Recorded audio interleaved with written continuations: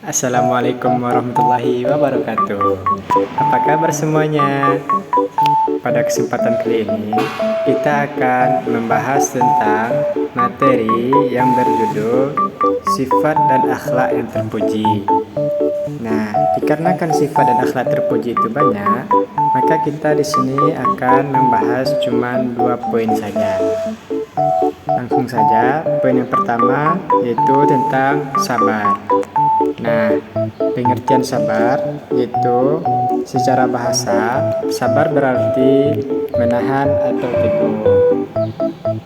Secara istilah, sabar adalah menahan diri dari sesuatu yang tidak disukai demi mencari ridha Allah, baik dalam ketaatan, menjauhi maksiat, maupun ketika menghadapi ujian hidup. Dalil tentang sabar yaitu terdapat di dalam Quran Surat Al-Baqarah ayat 153 yang berbunyi, sesungguhnya Allah beserta orang-orang yang sabar.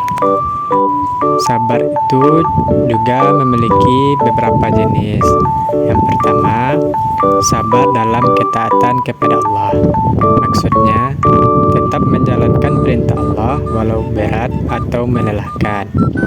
Contohnya, di saat kita sedang melakukan puasa, yang mana di saat kita puasa itu, kita akan diuji dengan kelelahan dan kelaparan. Maka kita harus tetap bersabar supaya puasa kita itu tetap lancar. Yang kedua yaitu sabar dalam menjauhi maksiat. Maksudnya kita harus menahan diri dari perbuatan dosa meskipun ada kesempatan. Contohnya di saat kita melakukan ujian, kita harus bersabar, yaitu kita tidak boleh mencontek walaupun ada kesempatan untuk kita mencontek. Yang ketiga, sabar dalam menghadapi ujian hidup.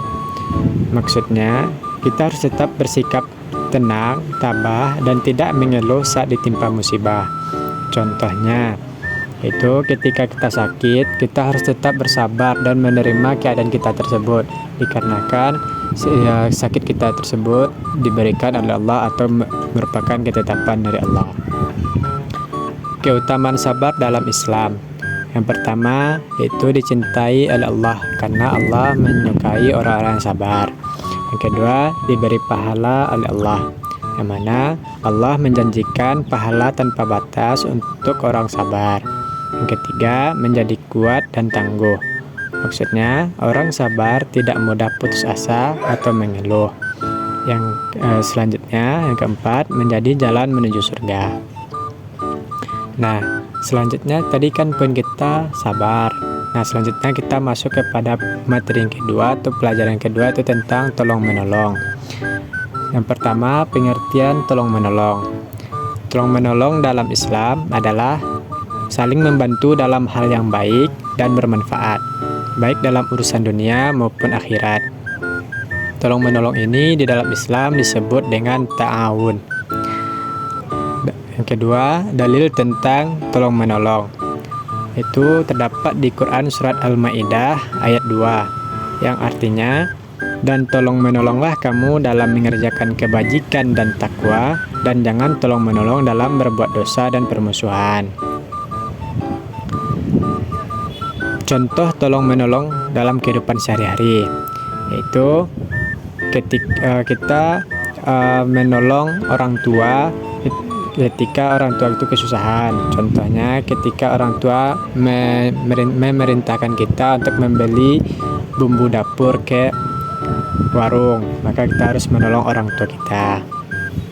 Manfaat tolong menolong, yang pertama, kita bisa mendapatkan pahala dari Allah.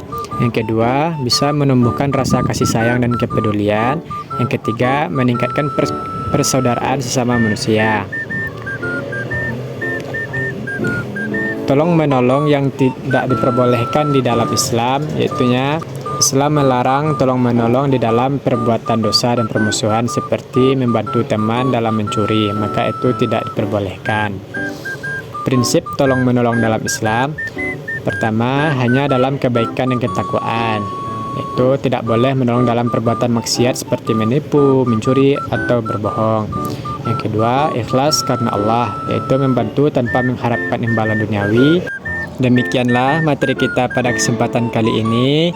Bapak harap Ananda semua bisa mempraktekkan tentang sifat sabar dan sifat tolong-menolong ini dalam kehidupan sehari-hari. Bapak akhiri dengan kata Assalamualaikum warahmatullahi wabarakatuh.